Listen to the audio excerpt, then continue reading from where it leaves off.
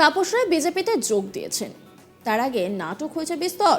তার বাড়িতে গিয়ে সোমবার তার সঙ্গে কথা বলেছেন কুণাল ঘোষ, ব্রাত্য বসু, কিন্তু তাতেও বরফ গলেনি। তারপরেই দল ও পদ থেকে ইস্তফা দিয়েছেন তাপস রায়। কিন্তু তাপস রায়ের ইস্তফার পরেই কুণাল ঘোষ তাকে খুব একটা আক্রমণ করতে দেখা যায়নি, বরং তার গলায় একটু অন্য সুর শোনা গিয়েছে। তিনি বলেন, দলের নেতৃত্ব যদি সঠিক সময়ে সমস্যা সমাধানে হস্তক্ষেপ করতেন তাহলে তাপস রায়কে দল ছেড়ে বিজেপিতে যেতে হতো না। তাহলে কি ঘুরিয়ে তিনি দলের এক প্রকার ব্যর্থতাকেই দায়ী করলেন? উঠছে প্রশ্ন, না হলে কেন তিনি হঠাৎ দলের কাজ নিয়ে প্রশ্ন তুলবেন?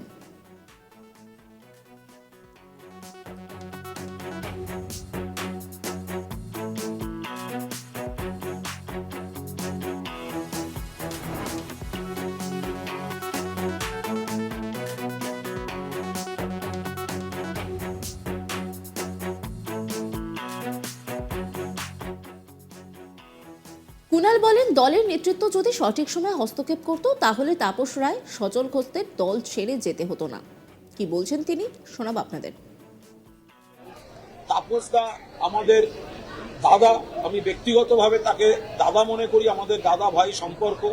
ব্রাত্য বসু এবং আমি বোঝাতে গেছিলাম, আমরা শেষ অনুরোধ করেছিলাম যে একটু সময় দিতে, যদি ইনি ইস্তফাই দেন তাহলে অন্য কোনো দলে যেন যোগ না দেন।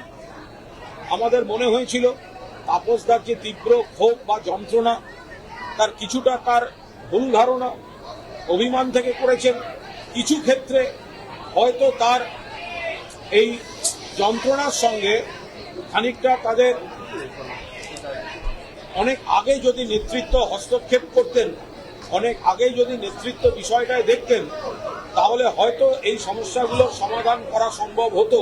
সেক্ষেত্রে কখনো সজল ঘোষ, কখনো তাপস রায়কে চলে যেতে হয়, সেই পরিস্থিতিগুলো হয়তো আমরা অ্যাভয়েড করতে পারতাম। তাপস রায়কে অনুরোধ করা হয়েছিল, ইস্তফা যখন দিয়েছেন কয়েকদিন ছুটিতে থাকুন, কয়েকদিন বিশ্রাম নিন, তারপর এ বিষয়ে আলোচনা করা যাবে, দয়া করে অন্য দলের পতাকা নেবেন না। সেক্ষেত্রে তাপসদা বিজেপিতে যোগ দিচ্ছেন, এটা দুর্ভাগ্যজনক। এবং একজন তৃণমূল কংগ্রেস কর্মী হিসাবে নিশ্চিতভাবেই আমরা বলবো যে বিজেপি বাংলাকে অপমান করছে, যে বিজেপি সাধারণ মানুষের উপর জনবিরোধী আর্থিক নীতি চাপাচ্ছে, যে বিজেপি কুৎসার রাজনীতি করছে, যে বিজেপির বিরুদ্ধে তাপস রায় এতদিন তৃণমূলের মঞ্চ থেকে লড়াই করেছেন, সেই বিজেপিতে তাপস রায়ের যোগদান করা আমাদের ক্ষেত্রে বেদনাদায়ক। সোমবার বিধায়ক পদ থেকে ইস্তফা দেন তাপস। দিনভর চলে নাটক। তার আগে গত 1 মার্চ তিনি সরকারি ও সাংগঠনিক পদ থেকে ইস্তফা দিয়েছিলেন। বুধবার তিনি বিজেপিতে যোগ দেন। কুণাল ঘোষ নিজে এরপরই সোশ্যাল মিডিয়া তার একাধিক কথা তুলে ধরেন। তিনি লেখেন, তাপস রায়ের দলত্যাগ দুর্ভাগ্যজনক, তার বিজেপিতে যোগদান আরও দুর্ভাগ্যজনক। তবু আশা করব তিনি শুভেন্দু ভাইরাসে আক্রান্ত হবেন না। তৃণমূল কর্মীরা তাকে ভালোবাসতেন, তাদের আবেগে আঘাত করে তিনি যেন বিজেপির ভাষায় পুরনো দলের বিরুদ্ধে কুৎসিত আক্রমণ না করেন। মূলত তাপস রায়ের বাড়িতে ইডি তল্লাশির পরে আর সেভাবে রাজনৈতিক ময়দানে দেখা যায়নি তাপস রায়কে। গত সোমবার তাপসের রায়ের বাড়িতে তাকে বোঝাতে গিয়েছিলেন কুণাল ঘোষ এবং রাজ্যের মন্ত্রী ব্রাত্য বসু, তবে চিড়ে ভেজেনি। জল্পনা সত্যি করে বুধবার পদ্ম শিবিরে যোগ দেন তিনি। পদ্ম শিবিরে যোগ দিয়ে তাপস রায় বলেছেন তিনি আর কখনো অন্য দলে যাবেন না। কি বলছেন তিনি, শোনাব আপনাদের। আমি আজ থেকে বিজেপি পরিবারের এবং মোদিজি পরিবারের সদস্য হলাম। যতদিন আর রাজনীতিতে আছি ততদিন আমি এই পরিবারের সদস্য হিসাবে আমার যা কর্তব্য, আমার যা দায়িত্ব আমার উপর ন্যস্ত হবে, আমি সেটা অত্যন্ত সুচারু রূপে আমি সেটা পালন করব। আমি রাজ্যের এবং কেন্দ্রের নেতৃত্বের কাছে আমি কৃতজ্ঞ, তারা আমাকে গ্রহণ করেছে। এবং সঙ্গে সঙ্গে আমি একথাও বলি যে বাংলার বুকে যে অরাজক পরিস্থিতি, একটি সরকার,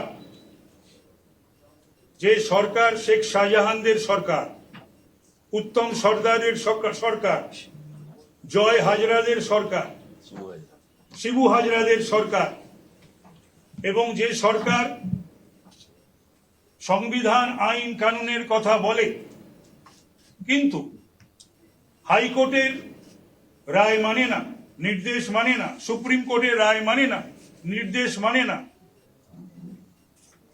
পশ্চিম বাংলা থেকে এই সকল অমানবিক জলদস্যুদের যাতে আগামী দিনে আমরা সকলে মিলে যাতে শান্তির বাংলা গড়তে পারি, সেই উদ্দেশ্যেই আজকে আমি শপথ নিয়ে বিজেপিতে আমি যোগদান করলাম।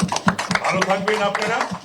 এরপরে আমাকে যে দায়িত্ব জেলা প্রদেশ স্তর থেকে আমাকে দেওয়া হবে আমি সেই দায়িত্বই পালন করব, এবং বিগত দিনে যেমন ভাবে আমি সিরিয়াসলি, সিনসিয়ারলি, লয়ালিস্ট বা অ্যালিজিয়েন্স যারা জানেন আমার, সেই সবকটাই কিন্তু বিজেপির প্রতি একেবারে অটুট থাকবে। নমস্কার। সম্প্রতি উত্তর কলকাতার তৃণমূলের সাংসদ সুদীপ বন্দ্যোপাধ্যায়ের ভূমিকা নিয়ে প্রকাশ্য সমালোচনা করেছিলেন। একইভাবে আক্রমণ করেন কুণাল। কিন্তু এবার কুণাল ঘোষের যে মন্তব্য করলেন তা নিয়ে হয়তো কানাঘুষো শুরু হলেও রাজনৈতিক মহলে।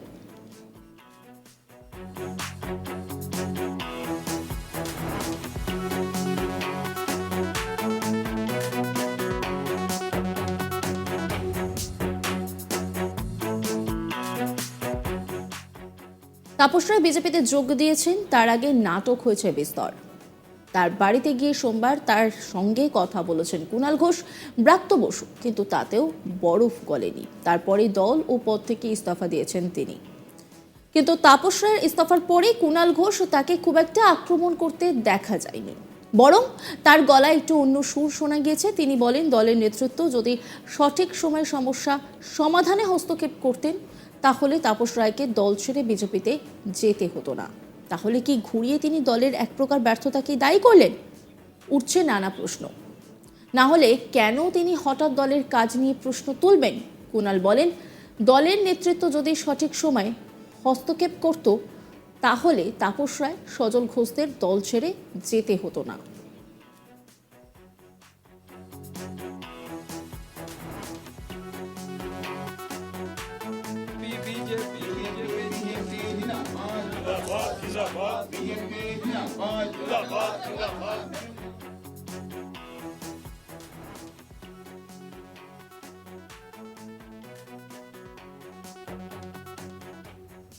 অন্যান্য খবরের আপডেটের জন্য অবশ্যই নজর রাখুন আজ তাক বাংলার ইউটিউব স্ট্রিমিংয়ে।